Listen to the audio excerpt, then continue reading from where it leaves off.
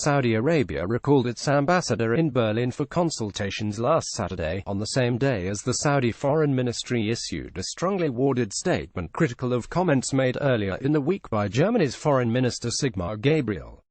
These unusual moves were triggered by Gabriel's comments in Berlin after a meeting there with Lebanese Foreign Minister Gebran Bassel. Gabriel said he could not tolerate the adventurism that has spread there, which was understood to refer to Saudi Arabia's policy toward Lebanon and in particular to issues surrounding Prime Minister Saad Hariri's resignation on November 4. The Saudi Foreign Ministry summoned the German ambassador in Riyadh, Dieter Walter Horlock, to protest at Gabriel's disgraceful and unjustified comments. The ministry also issued a statement critical of Gabriel's erroneous remarks, which astounded and stunned Saudi Arabia. The haphazard statements were based on faulty information and do not serve the region's stability, and were inconsistent with the policies of the German government, which Saudi Arabia considers a reliable partner in the fight against terrorism and extremism, and in the ongoing efforts undertaken to safeguard peace and security in the region. In this case, the German foreign minister was way off, as Hariri was quick to prove. He said on social media last Saturday, "To say that I am held up in Saudi Arabia and not allowed to leave the country is a lie. I am on the way to the airport." Mr. Sigmar Gabriel. While Gabriel's comments were the trigger on this occasion, it is not the first time recently that German policy toward the region has veered away from the regional and international consensus. It has gradually shifted away from the global fight against terrorism toward seeking to appease Iran, despite Tehran's continued destabilizing activities in the region. In 2015, immediately after the nuclear deal was signed, Germany rushed to make trade and investment deals with Iran.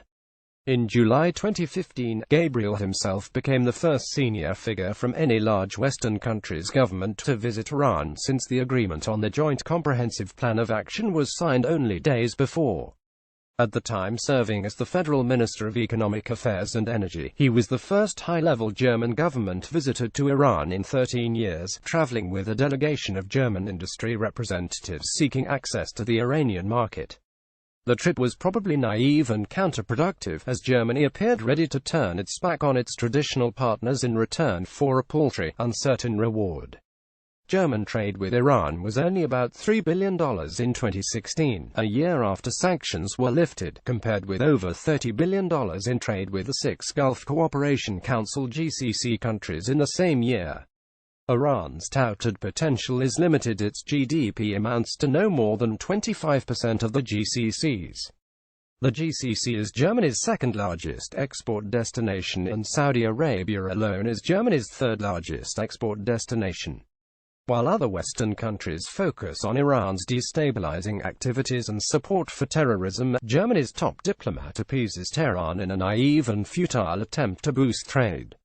Abdulaziz Al-Uwaisheg. Also in 2015, Gabriel lashed out publicly against Saudi Arabia's legal system and its judiciary, causing a strain on diplomatic relations.